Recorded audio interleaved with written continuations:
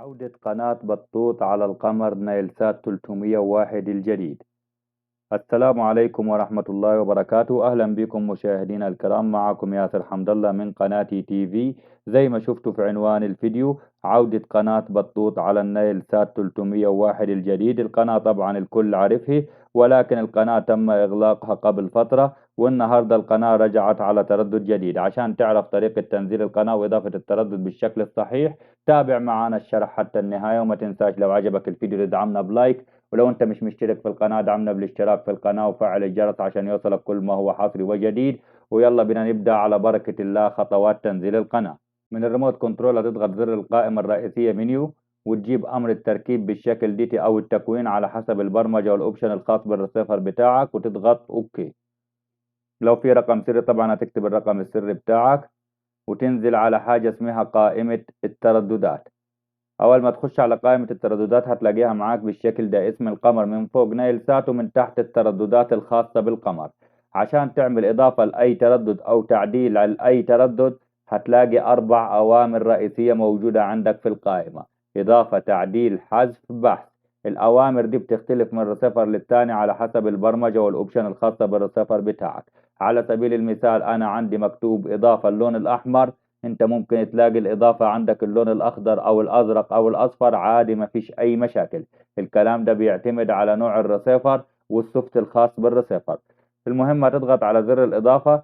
اول ما تضغط على زر الاضافة هتظهر معاك قائمة اضافة التردد بالشكل دي، مكتوب فيها التردد معدل الترميز القطبي. دي البيانات المطلوبة عشان نعمل اضافة لاي تردد. اول حاجة هتيجي عند التردد وتكتب التردد دي 11678.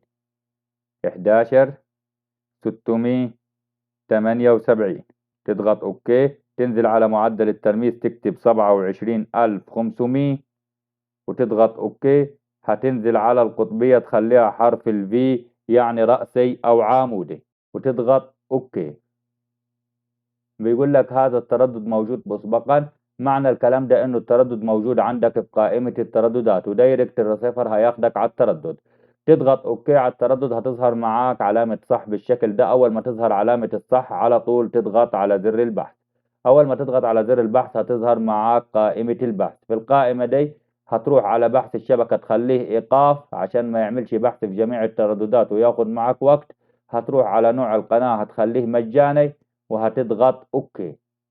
كده يبدأ معاك الرسيفر يعمل عملية بحث عن جميع القنوات الموجودة على التردد. وأول ما يخلص بحث الرسيفر هيقول لك حفظ نتيجة البحث. هتنزل على كلمة نعم وتضغط أوكي.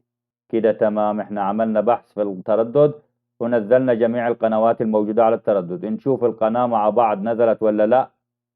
قناة بطوط، ادي القناة نزلت بدون اي مشاكل. القناة طبعا لسه ما اشتغلتش، وهتشتغل الفترة الجاية بدون اي مشاكل. وادي القناة زي ما انتم شايفين جايبة الشعار بتاعها ومكتوب عودة قناة بطوط. هذه القناة نزلت بدون اي مشاكل. القناة نزلت بتقنية الاس دي، يعني تقدر تنزل القناة على اي ريسيفر موجود عندك. القناة زي ما قلنا موجودة على تردد 11678 على 27500، حرف الفي يعني رأسي أو عمودي. وبكده يكون موضوع النهاردة خلص وشرح النهاردة خلص. انتظرونا بكل حصر وجديد. دمتم في رعاية الله، والسلام عليكم ورحمة الله وبركاته.